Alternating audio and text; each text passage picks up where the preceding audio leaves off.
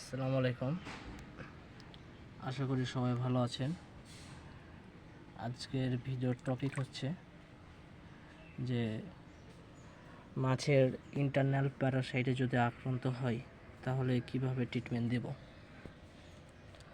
তো মাছের যে অতিরিক্ত যখন আমরা লাইভ ফুড খেতে দিই, অর্থাৎ হচ্ছে ট্রিফ্লেক্স বা ডাফোনিয়া প্রতিদিন যখন খেতে দেব, তখন মাছের এই কমন সমস্যাটা হয়। সমস্যাটা হচ্ছে বডিটা চিকন হয়ে যাওয়া। এই দেখতে পাচ্ছেন আমার ব্ল্যাক মস্কো, তো এটার বডিটা একদম চিকন হয়ে গেছে। যদি না আমি ট্রিটমেন্ট দিই তাহলে মাছটা মরে যাবে।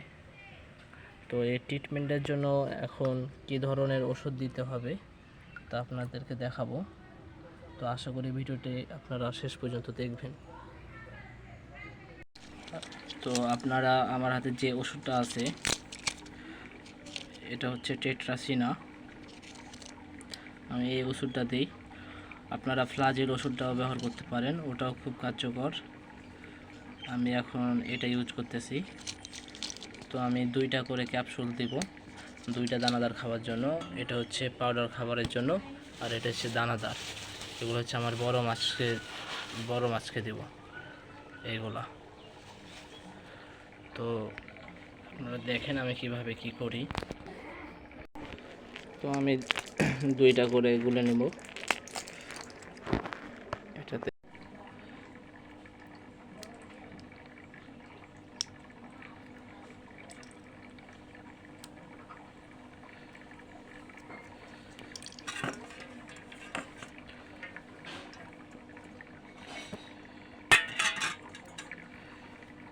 তো আমি একটা আইডিয়া করে খাবারের সাথে মিশিয়ে দেব। আমি 2টা ক্যাপসুল আমার যে পটে অনুযায়ী আমি দিই, 1 পট দিব।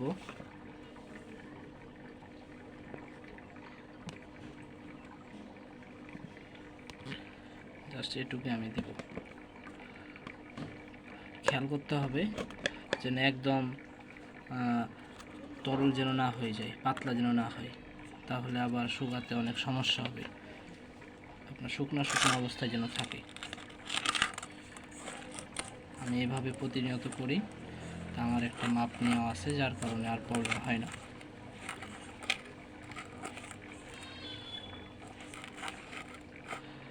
তো এইভাবে আস্তে আস্তে ঝরঝরা করে নিতে হবে।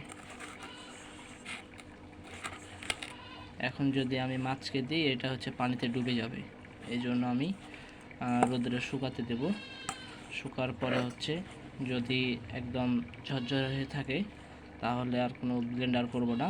যদি মানে নড়ি নড়ি হয়ে থাকে তাহলে আমি এটা ব্লেন্ডার করব।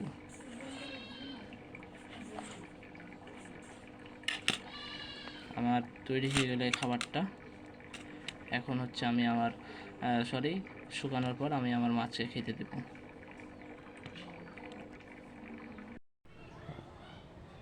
এই যে শুকানোর পরে এই অবস্থা খাবারের, একদম ঝরঝরা হয়ে গেছে।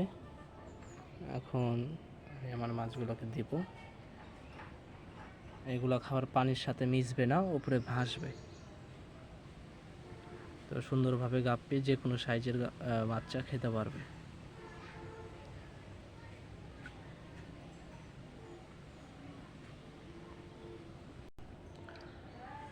আর আরেকটা কথা হচ্ছে, হাউজের তল সব সময় পরিষ্কার রাখার চেষ্টা করবেন। হাউজের তল যদি অপরিষ্কার থাকে তাহলে এই প্যারাসাইটে আক্রান্ত হওয়ার সম্ভাবনা বেশি থাকে। তো এতক্ষণ সঙ্গে থাকার জন্য আপনাদেরকে অসংখ্য ধন্যবাদ। আসসালামু আলাইকুম।